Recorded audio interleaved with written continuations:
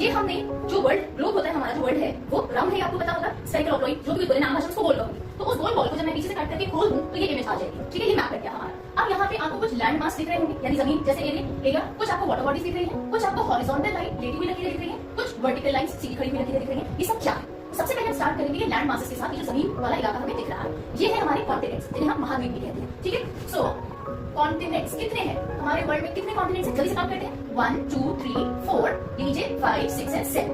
Good, so total हमारे continents हो गए 7। नाउ सबसे बड़ा कॉन्टिनेंट कौन सा, उसके बाद कौन सा, उसके बाद कौन सा, ऐसे करते करते सबसे छोटा कॉन्टिनेंट कौन सा है ये हम पता करते हैं। यानी हम पहले देख रहे हैं एरिया वाइज कौन सा कॉन्टिनेंट सबसे बड़ा उससे छोटा है। नंबर 1 पे आता है एशिया। ठीक है, एशिया महाद्वीप इज नंबर 1। अब देखिए इसके बिल्कुल पास में ये आपको दिख रहा है अफ्रीका। सो एरिया में सेकंड नंबर पे जो कॉन्टिनेंट है वो है अफ्रीका। ध्यान से बस मैप को देखते चलिए, याद करने वाली कोई चीज नहीं है, चीज है पर याद करने की जरूरत नहीं पड़ेगी, सिर्फ पिक्चर देखते चलिए। ये था एशिया, नीचे आ गया अफ्रीका। ओके, अब यहाँ आ जाइए, तीसरे नंबर पे है नॉर्थ अमेरिका। ओके, यानी उत्तरी अमेरिका। फिर उससे नीचे आ जाइए, फोर्थ पे है साउथ अमेरिका यानी दक्षिणी अमेरिका। सो 1 2 3 4। अब और नीचे आ जाइए, यहाँ पे आपको दिख रहा है एंटार्क्टिका। ठीक है, जो पूरा बर्फ से ढका हुआ है। 5 करने के बाद अब देखिए एक आपके पास बचा यूरोप और एक बचा ऑस्ट्रेलिया। क्या लगता है कौन सा एरिया में छोटा होगा ज्यादा? Australia, right. हमने स्कूल टाइम में पढ़ा था सबसे छोटा जो कॉन्टिनेंट होता है वो ऑस्ट्रेलिया होता है। सो ये आ जाएगा नंबर 7 पे और ये आ जाएगा नंबर 6 पे।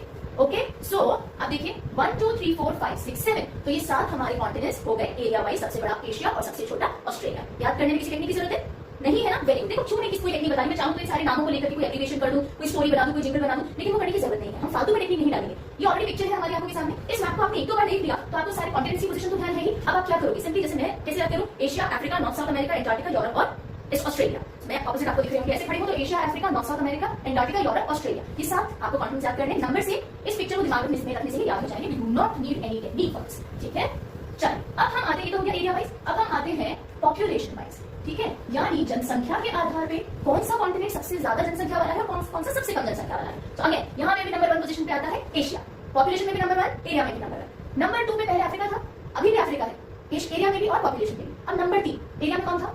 1 2 3, लेकिन पॉपुलेशन में 1 2 के बाद 3 नंबर आ जाएगा यूरोप का।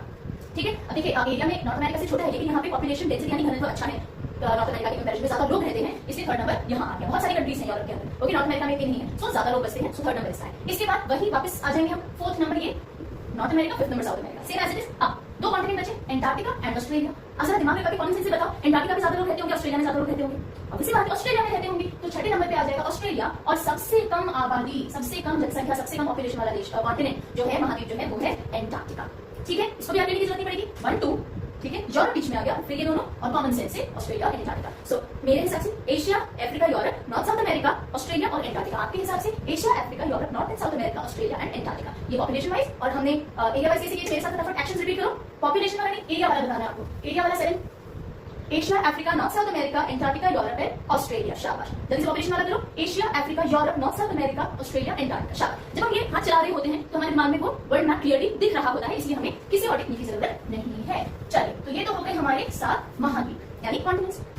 तो अब हम आ जाते हैं ओशंस के ऊपर, यानी महासागर। महासागर एक होता है सागर जिसे सी कहते हैं, और एक होता है महासागर। सी जैसे कि अरेबियन सी हो गई, रेड सी हो गई। जैसे अरेबियन सी यहाँ पे आपको दिख रही है, ये लैंड मास से घिरी हुई है और इसका जो एरिया होता है वो कम होता है, राइट। यहाँ वॉल्यूम ऑफ वाटर भी कम होगा, और जो सागर सॉरी महासागर होता है जिसे ओशन कहते हैं, वो एरिया में भी बड़ा होगा, विस्तृत होगा, यानी बहुत फैला हुआ होगा, क्वांटिटी वॉल्यूम ऑफ वाटर भी बहुत ज्यादा होगा। जैसे कि ये सारे बड़े बड़े आपको ओशन दिख रहे हैं। ठीक है, कितने ओशन है? सबसे पहला क्वेश्चन आता है कितने ओशन है, चलिए काउंट करते हैं। सबसे पहले पैसिफिक ओशन, ये पैसिफिक ओशन आपको यहाँ दिख रहा है, और ये पैसिफिक ओशन आपको यहाँ भी दिख रहा होगा। ये दूर दूर में दिख रहा है आपको, सेम चीज, कॉमन सेंस। देखिए ये हमने खोला था पेज, जब इसको हम वापस जोड़ेंगे तो ये पैसिफिक ओशन और ये पैसिफिक ओशन आसपास ही है। ये खुला हुआ है पेज, इसके दूर दूर दिख रहे, 2 कॉर्नर दिख रहे हैं, वन थी। ओके, सो पैसिफिक ओशन हो गया। फिर ये अटलांटिक ओशन, ये पूरा ये भी अटलांटिक ओशन लिखा हुआ है। फिर देखिए ये है इंडियन ओशन, यहाँ आपको दिख रहा होगा आर्कटिक ओशन, और यहाँ नीचे लेबलिंग नहीं हो रखी है इस मैप पे, मैं लिख देती हूँ, इसको कहते हैं सदर्न ओशन। कई जगह आपको एंटार्क्टिक ओशन भी दिखेगा, बट सही जो टर्म है वो सदर्न ओशन है। आप एंटार्क्टिक ओशन से भी याद कर सकते हैं। तो टोटल कितने हुए?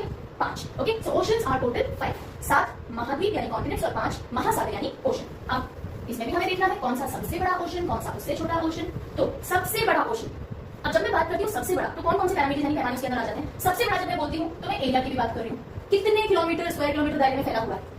जब मैं बड़े की बात करती हूँ तो मैं वॉल्यूम की भी बात करती हूँ, यानी उसमें कितना पानी है। ठीक है, और जब मैं बड़े की बात करती हूँ तो मैं डेप्थ की भी बात करती हूँ, कितना गहरा है।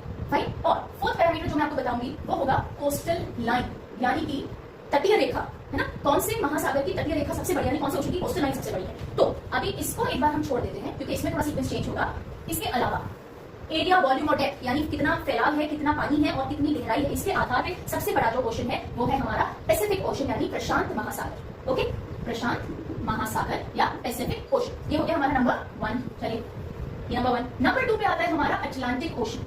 ठीक है, अटलांटिक महासागर, ये आपको पूरा ये एस शेप में यहाँ दिख रहा होगा, है ना। चलिए, थर्ड नंबर पे आता है हमारा इंडियन ओशन। फाइन, हिंद महासागर जिसे हम कहते हैं। तो अभी तक याद करने की जरूरत है, लेफ्ट हैंड से स्टार्ट हो जाओ, पैसिफिक, अटलांटिक, इंडियन।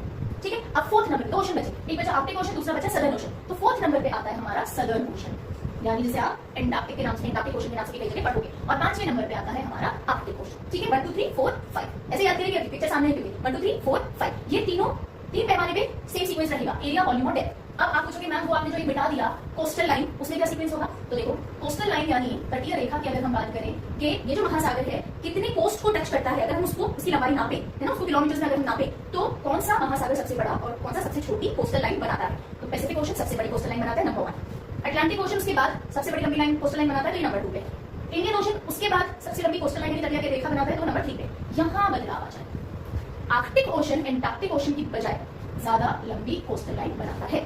ठीक है, क्योंकि देखिए ये इधर नॉर्थ अमेरिका के ऊपर आ जाएगा, इस साइड ऊपर आ जाएगा। सो ये टॉप में बहुत सारे ऐसे कंट्रीज हैं जिनके साथ ये कोस्टल लाइन बनाता चलता है। कौन कौन सी कंट्रीज है, जब मैं कंट्रीज आपको पढ़ाऊंगी वो सारी जानकारी हम तब हासिल करेंगे। ओके, और 5th नंबर पे हमारा आ जाएगा सदर्न ओशन, जिसे हम एंटार्क्टिक ओशन भी कहते हैं। तो बस ये एक फेर बदल है, आर्कटिक 4th पे और एंटार्क्टिक 5th पे। किस केस में? कोस्टल लाइन यानी तटीय रेखा किसकी ज्यादा लंबी है उस केस में। फाइन।